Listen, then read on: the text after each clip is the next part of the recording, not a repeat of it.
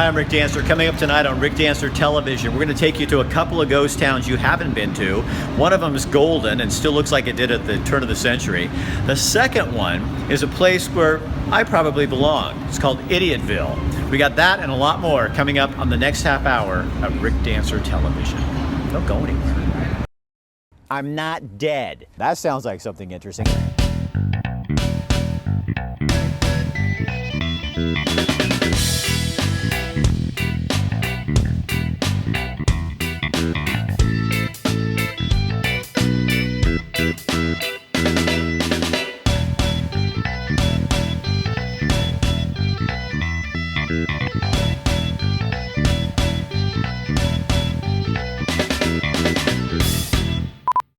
In 1906, 36 children still went to school here in Golden. Now, not a soul lives here.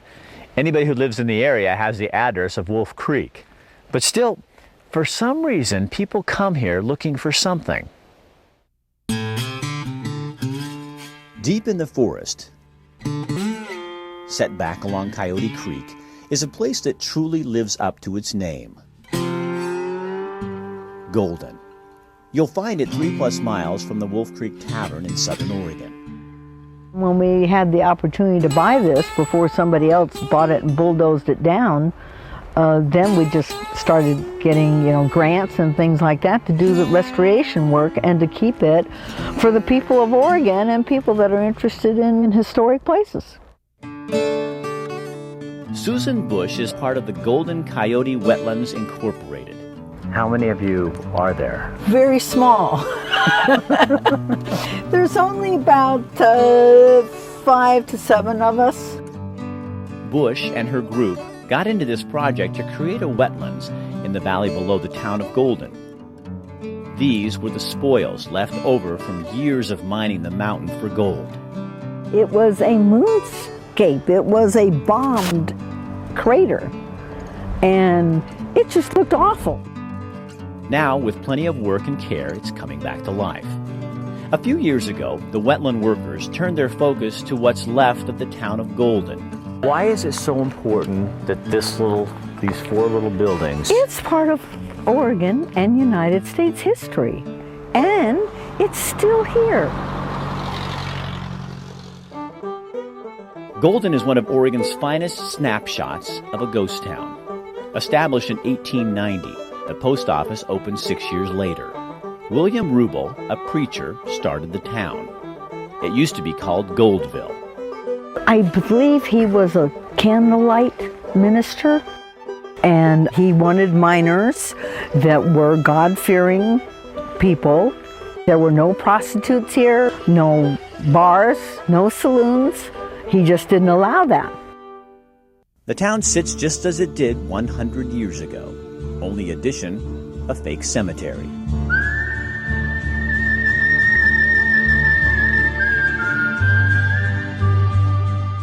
It was put there by Gunsmoke in the 70s for an episode.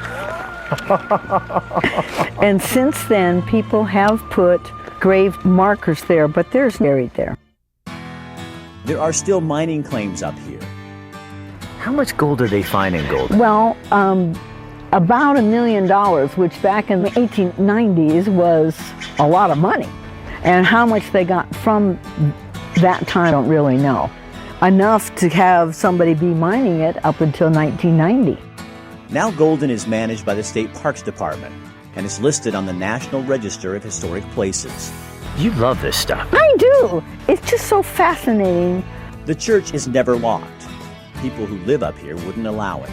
It's their church. Doesn't matter who owns it. People use this church. They go inside. We have flowers left on the altar. We have pine boughs left. People use this church. If they close the church and lock it, it would be vandalized. Golden is one of those ghost towns that was lost, but now is found.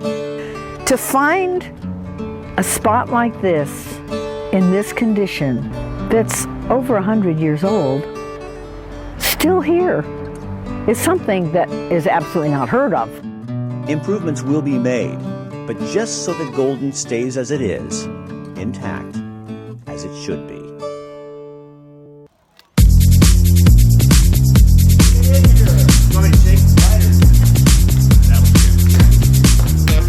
ride with us Saturday, May 13th, Mohawk Valley Metric Century Ride, one of the best rides in the Willamette Valley. The ride supports OSLP, the Oregon Supported Living Program. For more information, visit mohawkvalley100k.org.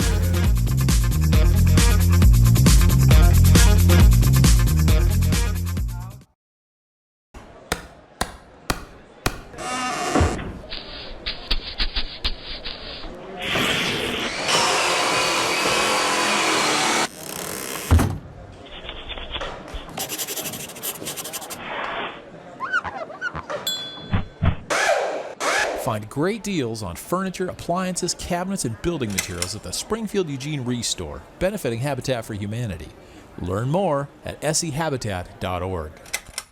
Hi, I'm Patrick Olson. I'm Patrick Olson Auto Repair here in Eugene.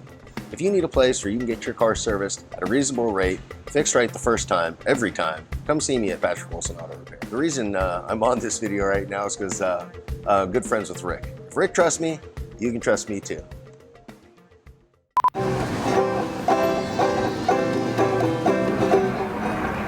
Millennials.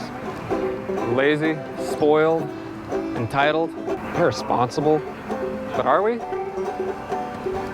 know, it's funny though, because that's the same things that were being said about our parents when they were our age.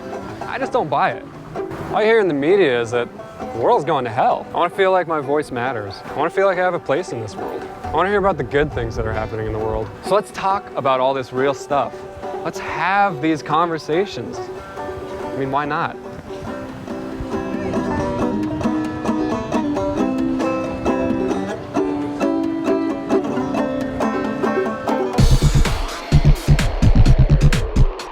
Credibility is huge. I mean, you put the facts together and you tell the story, the complete picture, then that builds your credibility. Trust is key, because if they don't trust what it is that you're doing every single week, then they're not going to subscribe to the paper, they're not going to buy the paper, they're going to look for other sources to find the news that they want. The best way to stay informed is pick up the paper, and if it's not in the paper, let us know that it's not in the paper so we can go find who we need to get that story. It is about them. It's about the community. That's what the paper is. It's the community paper for Cottage Grove.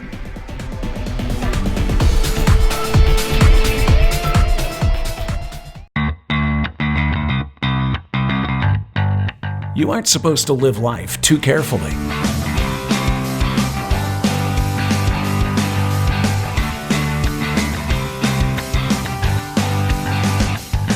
Chances need to be taken.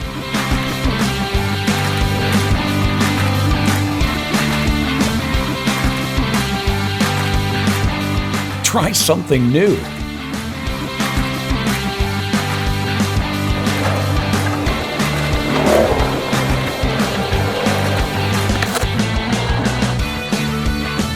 Adventure creates life.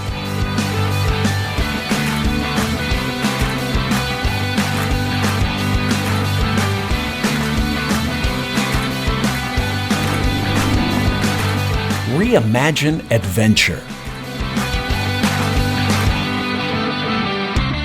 Coburn Pizza Company. Pizza reimagined.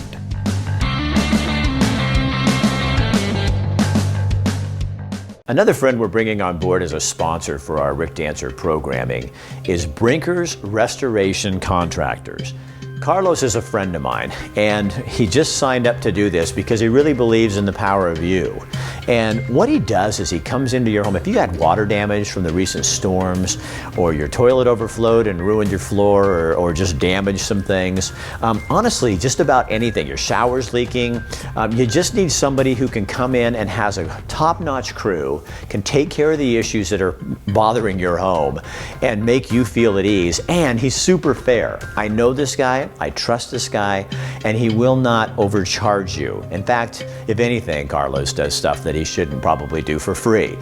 He's super helpful and he's a good guy. So that's Brinker's Restoration Contractors. I'll put their logo up here. Pay attention to our sponsors, because these are the people that make all of this programming possible. And when you go in there, tell them you saw it on Rick Dancer TV.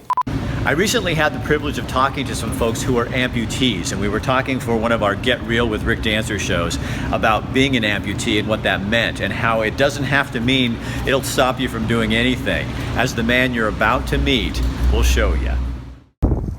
Hi, my name is Corey Alexander. I'm an amputee. I lost my right arm in a four-wheeler accident, and I manufactured this release to shoot a bow so I can hunt. Now I will show you how it works. Pick up my bow, knock my arrow, make sure my release is set, and I hook into my D-loop with the release. I draw back. And then tell me what you do with your cheek. I put my pin on, get my level and my sight level, and then when I'm ready, all I have to do is open my mouth and let my jaw trigger the release. Bingo. You killed the target. Yeah.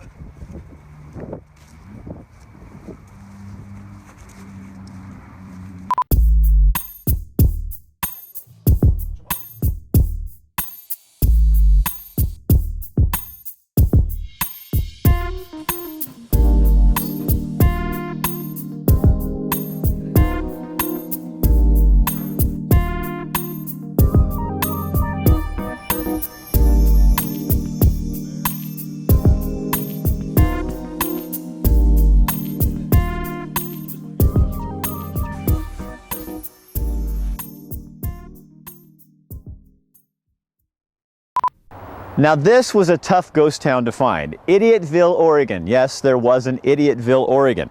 But nobody knows for sure where it was. We had to go back and listen to old urban legends and a lot of gossip. And we had the help of a guide named Jim Rears. Halfway between Forest Grove and Tillamook, over the river, down a logging road, and just this side of a bridge, was a logging camp called Idiotville. It's hard to find someone willing to help you search for this place. My disclaimer is that I or none of my family have ever lived in Idiotville. So this is not one of those places that you're from? No. Oh, lots of old timers have heard about it. You know how that goes. It's always someone else. Why Idiotville? So many stories. They had this camp, and during the 46 fire decided that they would not evacuate. And so from then on, they said they referred to it as Idiotville because they're going to stay here and burn up. Or there's this tale. Another one is that somebody found gold, and there was a gold rush, a minor gold rush. And of course they found out there was no gold here, and so anybody that responded to that was called an idiot, and their camp was Idiotville. You can see what might have been a road or something like that. Idiotville was way out in the middle of nothing. Oh, there is a creek, named after the town. You guessed it, Idiot Creek. It was so far away from any place, and only an idiot would want to live and work there. So you pick your money and you take your choice, I guess. There really was an Idiotville. Even a former governor recognized it. There are a number of urban legends, if you can have urban legends out in the middle of a forest. And one of them is that they were going to make a forest camp out here for trustees to do work on the forest. And when the governor said or heard that it was going to be at Idiotville, he decided we are not making a correction facility at Idiotville. Now other people think that would be very appropriate. It's fair to say no one will ever develop Idiotville. Not gonna happen.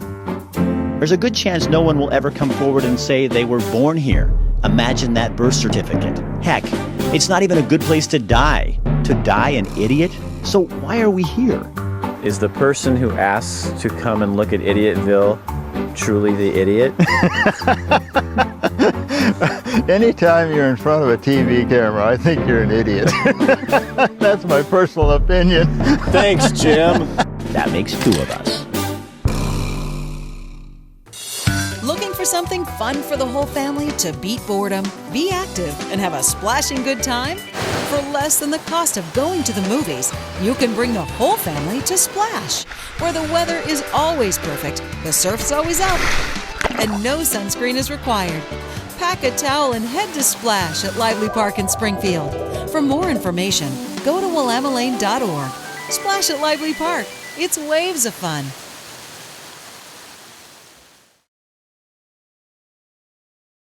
We have a new sponsor, a realtor, Equinox Real Estate, Katie Hallert. She's a real good friend of mine. She's someone I trust and you can trust. She's reliable, she's friendly, she'll work for you so hard, she's awesome. And right now she's looking for inventory. Housing market is just crunched and they need houses because there's people out there who really want to buy right now. So if you know somebody who's retiring, maybe their kids have all moved out and they're thinking about selling, now is a good time to contact Katie Hallert, Equinox Real Estate. She is the person to deal with. Hello, I'm Leona Houston with Country Financial. I've spent years in our community helping families protect their homes, their cars, and their lives. Complete financial security doesn't end with insurance. I'm also here to help you plan for your retirement. I'm backed by a team of professionals that can help you achieve your goals. Together, we'll set up a step-by-step plan to help you reach your financial security. Let's talk soon.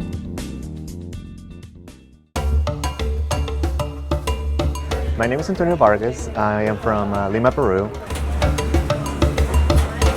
I came up here to follow my dreams, to be someone in life and contribute to society. Things like this when we do community services too for people, like giving them out free food or whatever. I really love about that kind of stuff from McDonald's. Good. Voila! Want some breakfast on the house, guys? Biscuits and McGriddles all day? No way! Last year when we first started serving the muffins all day long, it was huge, huge. I mean, customers reacted, wow, you should have done this a long time ago, and finally did. And now with the McGriddles, heck yeah! And the biscuits, oh man, all day long, they come in and just, biscuit, McGriddle, please, please, please. Barbers like McGriddles and biscuits all day, sure. So I continue my growth by working hard, learning the business, going to classes, developing myself, developing my people, and that's where I am today. Each month at Ranchito Grill, Rick Dancer TV and Ranchito Grill team up to give away 2 free dinners to one of you lucky people out there. All you got to do is go over to Ranchito Grill off of Mohawk next to McDonald's in Springfield, fill out the little form, put it in the Rick Dancer TV box. We'll draw a name out every month and you could win 2 free dinners. What I will tell you, about our food is that we prepare everything from scratch. So we make sure we hire people that have the passion for making food. That's one of the ingredients. The other one, we make sure that our recipes, they use the ingredients that we tell them to use. And before we put it into the market, we make sure we test, try it. What I love about this business is the people. I'm a people person, so I love to interact with people, and I love to make people feel good.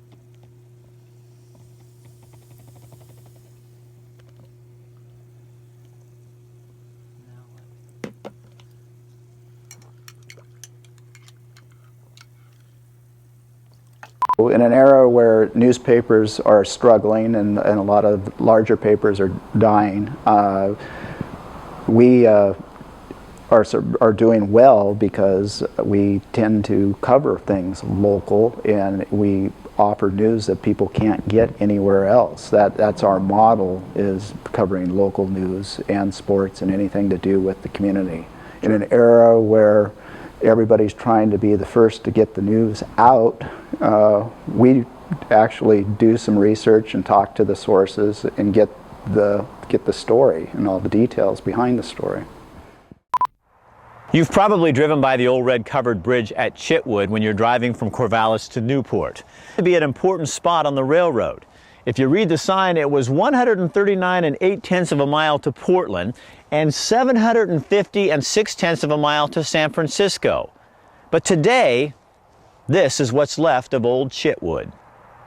This is a story of a place called Chitwood, a spot on the side of the road that meanders through the hills of Corvallis and drops you off in Newport. Chitwood is always Chitwood, and it's alive for me. That's Maud Eastwood. She's 88 years old. Maud has outlasted just about everything in Chitwood. She's even 6 years older than that old red-covered bridge. Maud was one of 11 children. Her daddy used to run the town's market and post office. She grew up in this old house that sat on the same property as her current home. The old house didn't last. The memories do.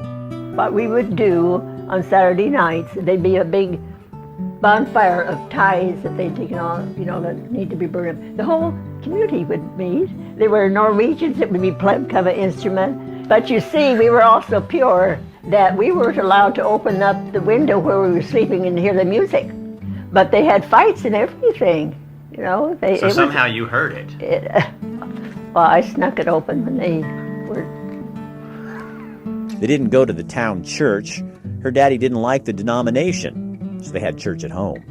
When it was time for us to be baptized, why, we were baptized under the bridge down here, of course. Chitwood was a fuel stop. Backs were powered with wood. Folks in Chitwood cut cord after cord to load on the trains as it made its way back and forth to the coast. When the highway came in, Chitwood's doom was sealed. Folks stayed busy for a while. Maud and most of her friends moved away. A few years ago, she and her husband came back. He later died. At one time, there were 30 families in these parts. Now it's just Maud, a couple of neighbors, a sheep or two, the bridge, and her hill. That's what's keeping me living, is going up and down that hill. Like I said, I've got air in my lungs now. I've got muscles in my legs. I beat the United Parcel Man up. In Maud's mind, Chitwood has always been home. When I was a pre-teenager, the night, the stars, the outside, it was part of me. To hear the wind in the leaves, it was part of me. How does one put into words a lifetime of memories that somehow seem to come back to such a place? It was if I had left when I came back. It was as if it was all still here for me. There's something about childhood. It grips us. It won't let us go. Home. And I thought, God is good. Here's where I'm supposed to be. He has seen to it that I'm back again, and I'm looking at that same moon going over the sky. Home doesn't have to be where you live. So you're back home. I'm back home. Chitwood. It did matter. More than a bridge, you bet. Just think what you'd miss if you didn't stop and ask a few questions.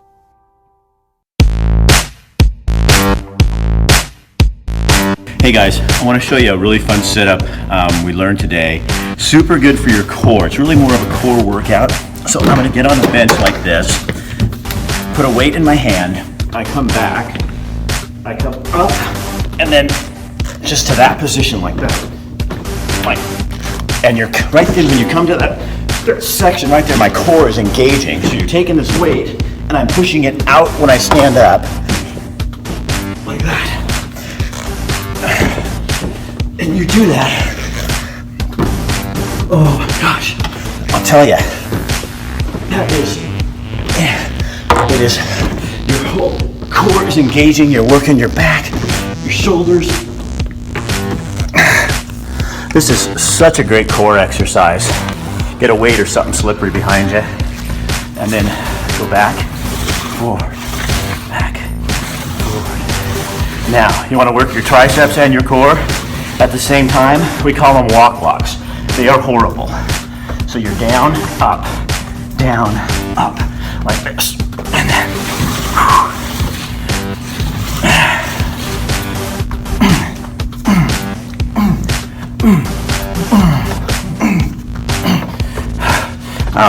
I have just started, I tried this morning, my first time, and you're supposed to do it with 4 of these. I couldn't do it, too hard. And I am at the end of my workout, so I'm making up excuses, but a friend of mine showed this to me, watch this.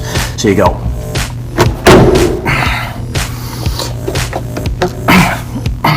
And then you.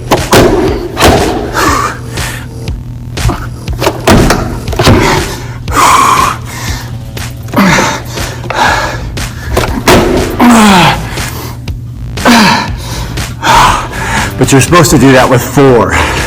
I'm gonna have to work my way up. I'm not kidding you. But it's good for us, right? Try that today.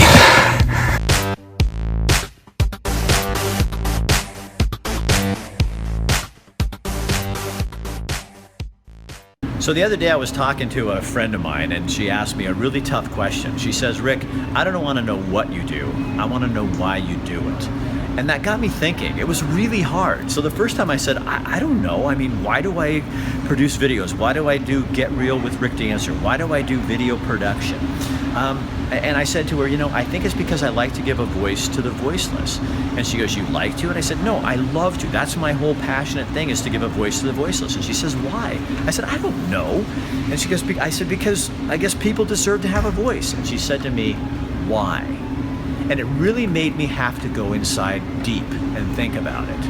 And finally, it kind of came to me, and I understood why. When I was a kid, my dad was a good guy, but he didn't listen to me. And he was a negotiator and a speech teacher, and he and I just missed each other, and so he didn't connect with me. So he would pretend to listen or think he was listening, but in the end, he wouldn't really be listening to me. And that has driven me my entire life, and I didn't even know it. So why is that important to understand that? Because my business is not about making money. Yes, I have to have money to survive. I'm not retired like people think. This is a business. It pays my bills. I have a mortgage just like you do. I don't have a car payment because I'm smart. But I do have to make a living. But the thing is, I don't want to be about the paycheck. I want to be about businesses that are like me, not just like me. I want businesses who have the same ideas, the same drive that I do, and that's who I want to work with. I want to tell the why you do what you do, not necessarily what you do.